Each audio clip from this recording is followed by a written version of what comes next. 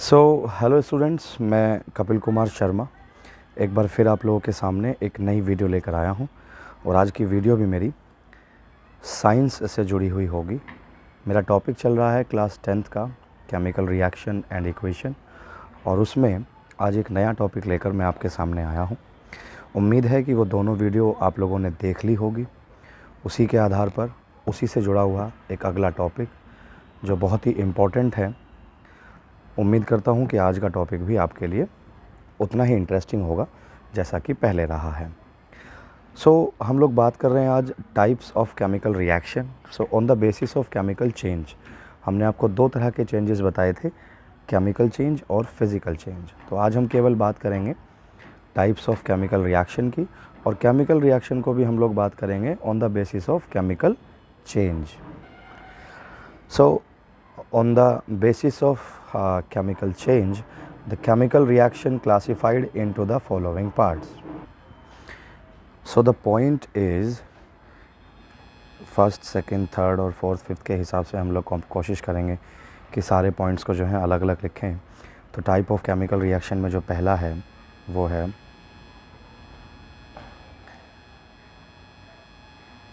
है combination reaction. आप साथ साथ भी इनके नोट्स बना सकते हैं। अदरवाइज़ जैसा कि मैंने आपको पहले बताया है कि मैं आपको एक PDF शेयर करूंगा जिसमें बनी हुई वीडियो से रिलेटेड सारे नोट्स आपको मिलते रहेंगे। सेकंड जो पॉइंट है that is decomposition reaction. Third जो है वो है हमारा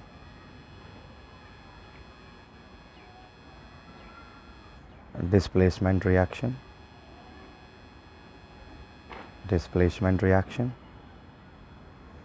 नंबर 4 है oxidation and reduction reaction.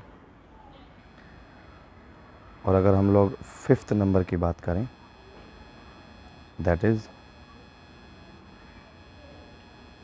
Exothermic and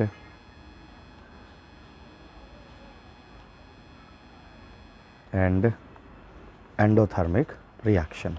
तो लगभग 5 तरह के रिएक्शन के बारे में हम लोग बात करेंगे आने वाली वीडियो में। लेकिन आज की जो हमारी वीडियो होगी वो आज की वीडियो हमारी केवल कॉम्बिनेशन रिएक्शन पर होगी। उम्मीद करता हूँ कि ये कॉम्बिनेशन रिएक्शन आपको आज अच्छे से समझ में आ जाएगी। तो बढ़ते हैं अपने अगले पॉइंट की तरफ, जिसमें आज हम आपको बताएंगे कि कॉम्बिनेशन रिएक्शन क्या होती है। कॉम्बिनेशन रिएक्शन, तो कॉम्बिनेशन रिएक्शन को हम लोग हिंदी में थोड़ा ध्यान देंगे। कॉम्बिनेशन रिएक्शन को हम लोग हिंदी में योगात्मक अभिक्रिया कहते हैं। योगात्मक अभिक्रिया कहते हैं। योगात्मक अभिक्रिया में होता क्या है, कॉम्बिनेशन रिएक्शन में ऐसा क्या होता है जिसको हम आज पढ़ रहे हैं। कॉम्बिनेशन रिएक्शन में आज ऐसा समझिए कि एक ऐसी रिएक्शन जिसमें दो रिएक्टेंट आपस में रिएक्शन करेंगे।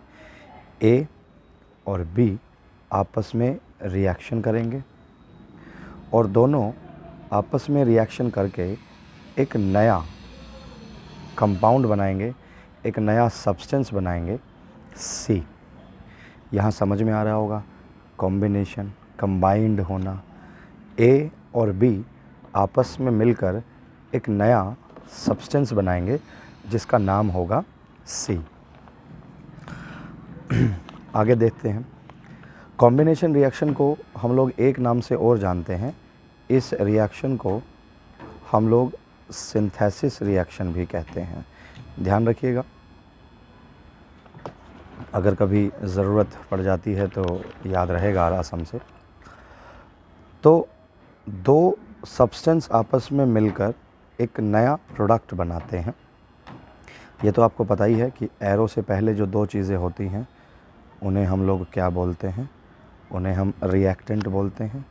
एरो के बाद जो नई चीज़ बनती है उसे हम प्रोडक्ट बोलते हैं। आसान रहेगा, उम्मीद है। तो कॉम्बिनेशन रिएक्शन की एक डेफिनेशन लिख देते हैं छोटी सी, और वो डेफिनेशन है it is a reaction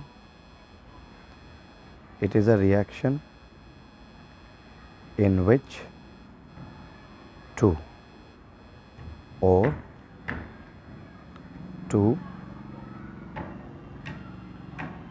or more substance, दो या दो से ज़्यादा सब्सटेंस। हमने तो यहाँ ऊपर वाली इक्वेशन में ए और बी मतलब दो ही सब्सटेंस लिए थे, लेकिन दो या दो से ज़्यादा, to or more substance combine, आपस में कंबाइन होते हैं। Combine to form a single new substance. ये कन्फर्म है कि दो या दो से ज़्यादा सब्सटेंस आपस में मिलेंगे तो बनाएंगे इसमें एक ही सब्सटेंस। इस बात को थोड़ा ध्यान रखेंगे। So it is a reaction in which two or more substance combined to form a single new substance. इस रिएक्शन को हम लोग कुछ इस तरीके से भी समझ सकते हैं कि सपोज़ करें ए और बी आपस में रिएक्शन कर रहे हैं, सिंगल एरो का निशान, और ये आपस में मिलकर एक नया सब्सटेंस बना रहे हैं। तो इस वाली रिएक्शन में भी ए और बी ये भी रिएक्टेंट है, ये भी रिएक्टेंट है, और इन दोनों रिएक्टेंट ने मिलकर एक ही सब्सटेंस बनाया है। और इस नए सब्सटेंस को आप लोग जानते हैं, हम लोग क्या बोलते हैं, प्रोडक्ट बोलते हैं। पहली वाली वीडियोस में हमने बताया था कि जिस रिएक्शन में सिंगल एरो का निशान लगा होता है that is called chemical change. ये ऐसी रिएक्शन होती हैं जिसमें ए और बी से वापस आप ये नहीं बना सकते। ध्यान रखेंगे, ए और बी से वापस रिएक्टेंट नहीं बनेंगे। केमिकल रिएक्शन में भी आपको यही बताया था। तो उम्मीद करता हूँ कि कुछ इम्पोर्टेंट चीज़ें आप लोगों को पता लग गई होंगी। तो आज कॉम्बिनेशन रिएक्शन से जुड़ी हुई या इनसे जुड़े हुए कुछ एग्जांपल्स देख लेते हैं। सो एग्ज़ाम्पल है पहला, कलर चेंज कर लेते हैं थोड़ा सा और अट्रैक्टिव लगेगा। सो पहला है CaO। यहाँ पर हम S लिखते हैं। S का मतलब आपको पता है सॉलिड होता है, मतलब यहाँ पर CaO जो है, वैसे तो इसका नाम क्या है, इसका नाम है कैल्शियम ऑक्साइड, और इसे हम एक नाम से और जानते हैं, ये है आपका क्विकलाइम। CaO सॉलिड स्टेट में है, इसकी रिएक्शन हम किससे करते हैं, H2O से करते हैं, जो कि ऑलरेडी लिक्विड स्टेट में होता है। सिंगल एरो का निशान लगाएंगे और एरो के बाद क्या बनेगा, CaOH का होल ट्वाइस। ये जो होगा ये AQ लिखेंगे, AQ का मतलब एक्वा होता है, और इस रिएक्शन के लास्ट में थोड़ी हीट बाहर निकलती है। ये जो H2O होता है इसको हम लोग दो पार्ट्स में तोड़ कर रखते हैं, H में और OH में। थोड़ा देखिएगा, इस Ca ने पहले जो रिएक्शन की है वो की है किसके साथ, OH के साथ। तो सपोज़ करें क्या बन गया, Ca और क्या बन गया, OH बन गया। फिर रिएक्शन में क्या क्या बचा, एक तो ये H बचा और एक ये O बचा, तो ये भी आपस में मिलकर OH बनाएंगे। तो एक OH तो ये हो गया और एक OH पहले से ही था, तो OH के कितने हो गए, दो हो गए। इसलिए मैंने यहाँ इसकी रिएक्शन इससे कराई, तो लास्ट में क्या बना, CaOH का होल ट्वाइस बना। तो ये भी एक कॉम्बिनेशन रिएक्शन का एग्जाम्पल है, थोड़ा ध्यान दीजिएगा। आगे बढ़ते हैं, कुछ और एग्जाम्पल देखने की कोशिश करते हैं। दूसरा एग्जाम्पल देखते हैं। दूसरा एग्जाम्पल क्या है, हाँ यहाँ बच्चे कुछ पूछ रहे हैं इसका नाम क्या है, तो इसका नाम हम लोग बता सकते हैं, इसका नाम है कैल्शियम, इसका नाम है कैल्शियम हाइड्रोक्साइड। सेकंड जो एग्ज़ाम्पल है वो थोड़ा देखिएगा। अगर हम रिएक्शन करते हैं कार्बन की जो कि सॉलिड स्टेट में है, इसकी रिएक्शन अगर हम लोग करते हैं ऑक्सीजन से जो कि कौन सी स्टेज में है, गैस स्टेज में है, गैस स्टेज में है, इनके आपस में रिएक्शन कराएंगे तो एरो के बाद क्या बन जाएगा, CO2 बनेगा। ये भी गैस स्टेट में बनेगा। ये कार्बन है, ये ऑक्सीजन है, और ये जो नया सब्सटेंस बना है इसका क्या नाम होता है, इसका नाम होता है कार्बन डाइऑक्साइड। इसका नाम होता है कार्बन डाइऑक्साइड। तीसरा एक एग्जांपल लेते हैं। तीसरा एग्जांपल लेते हैं 2H2। ये कौन सी स्टेट में है, स्टेट भी ले लेते हैं साथ साथ।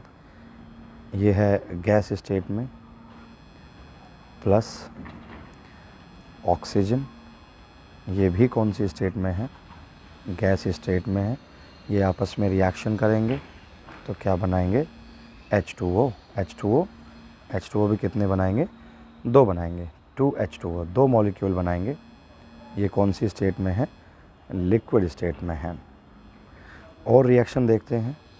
ये जो सारे एग्जाम्पल मैं आपको बताने की कोशिश कर रहा हूँ, ये सारे एग्जाम्पल कॉम्बिनेशन रिएक्शन के हैं, जिसमें 2 या 2 से ज़्यादा सब्सटेंस मिलकर एक सब्सटेंस बना रहे हैं। तो ये जो 4Fe है ये आयरन का फॉर्मूला है, यहाँ लिख सकते हैं हम लोग आयरन। और इसके रिएक्शन हम लोग कर रहे हैं ऑक्सीजन से। ऑक्सीजन से रिएक्शन कर रहे हैं जो ऑलरेडी कौन सी स्टेट में है, गैस स्टेट में है। एरो के बाद अगर इस पर थोड़ा सा आगे ध्यान दिया जाए तो देखिएगा क्या बनेगा। एरो के बाद बनेगा Fe है 4, सो 2Fe2, और ऑक्सीजन है 3 2 जा 6, तो यहाँ आ जाएगा O3, 2Fe2O3। ये जो फॉर्मूला होता है ये किसका होता है, रस्ट का होता है। रस्ट मतलब जो जंग लगता है लोहे के ऊपर, ये उसका फॉर्मूला है, थोड़ा ध्यान दीजिएगा। और ये भी सॉलिड स्टेट में ही प्राप्त होगा। और देखते हैं, काफ़ी सारे एग्जाम्पल हैं। जैसे इसकी रिएक्शन, नाइट्रोजन की रिएक्शन हम लोग हाइड्रोजन से करें तो हमें अमोनिया मिलता है। ये जो है N2, ये किसका है, नाइट्रोजन। ये किसका है, हाइड्रोजन। और ये दोनों मिलकर क्या बनाते हैं, अमोनिया, जो कि यहाँ पर गैस कंडीशन में है। आगे बढ़ते हैं छठे एग्जाम्पल में। इतने सारे एग्जाम्पल आप लोगों को एग्ज़ाम में नहीं लिखने हैं, वहाँ डेफिनेशन लिखनी है और मैक्सिमम 2 एग्जाम्पल लिखने हैं। Na2O5 यहाँ लिख सकते हैं हम लोग। ये जो फॉर्मूला है, ये 5 नहीं है, सॉरी, Na2O है। ये हम लोग बाय मिस्टेक लिखा गया है, ये सॉलिड स्टेट में है। Na2O that is sodium oxide. Sodium oxide plus H2O, ये कौन सी स्टेट में है, लिक्विड स्टेट में, सिंगल एरो का निशान। उसके बाद क्या बनेगा, 2NaO, ये क्या बन गया हमारा, सोडियम, 2NaOH बनेगा बेटा, सोडियम हाइड्रोक्साइड। ये हमारा सोडियम हाइड्रोक्साइड बना। ये कौन सी स्टेट में बनेगा, सॉलिड स्टेट में बनेगा। और कुछ एग्जाम्पल हैं उसको देख लेते हैं। और 6 एग्जाम्पल हो गए हैं। 7वां एग्जाम्पल कौन सा हो सकता है, SO3। ये फॉर्मूला है आपका सल्फ़र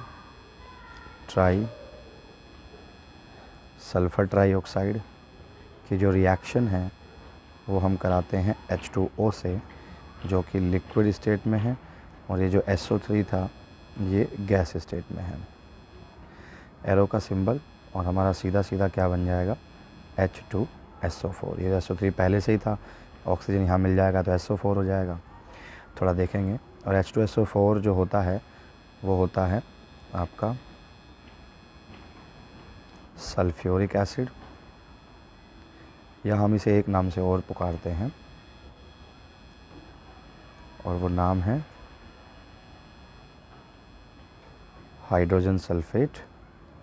इतने सारे जो एग्ज़ाम्पल हैं, जब आप लोग इन्हें अच्छे से करेंगे तो समझ में भी आएगी इक्वेशन।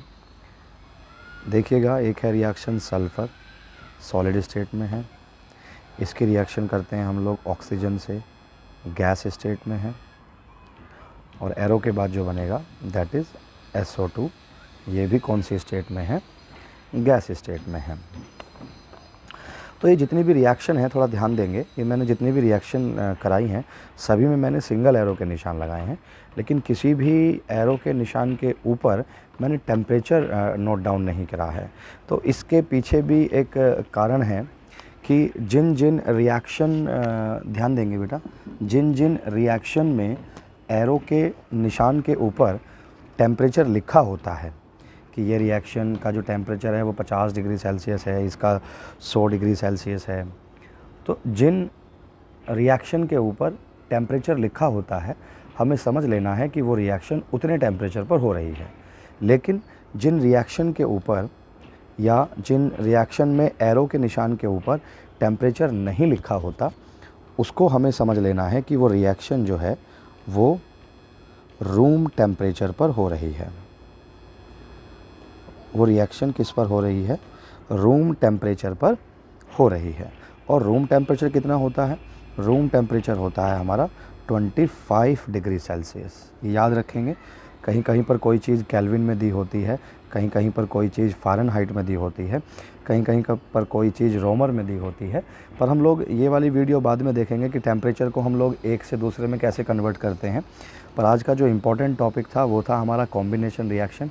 हमने ये कॉम्बिनेशन रिएक्शन आपको आज समझा दिया है। इसके बाद जो अगली जो वीडियो आएगी, उस वीडियो में हम लोग ये जो बाकी की लगभग डिकम्पोजिशन, डिस्प्लेसमेंट और जो बाकी की जो रिएक्शंस हैं, टाइप्स ऑफ केमिकल रिएक्शन, ये मैं उम्मीद करता हूँ कि एक ही वीडियो में फ़िनिश कर दूँ। तो लगभग 35-40 मिनट की एक वीडियो बनेगी, आप लोगों के लिए हेल्पफुल रहेगा, और नोट्स भी आप लोगों तक मैं टाइमली पहुँचा दूँगा। तो अगली वीडियो जब भी आपको मिले तो आप उसको देखिएगा ज़रूर, और अगर आपने चैनल सब्सक्राइब नहीं किया है तो सब्सक्राइब ज़रूर करें, क्योंकि हम लोग मेहनत कर रहे हैं, बाकी अध्यापक भी लगे हुए हैं अच्छे अच्छे टॉपिक, अच्छी अच्छी वीडियो बनाने में, जिससे आप लोगों के बोर्ड एग्ज़ाम में हेल्प हो सके। तो अगली वीडियो आने तक धन्यवाद, थैंक यू, नमस्कार।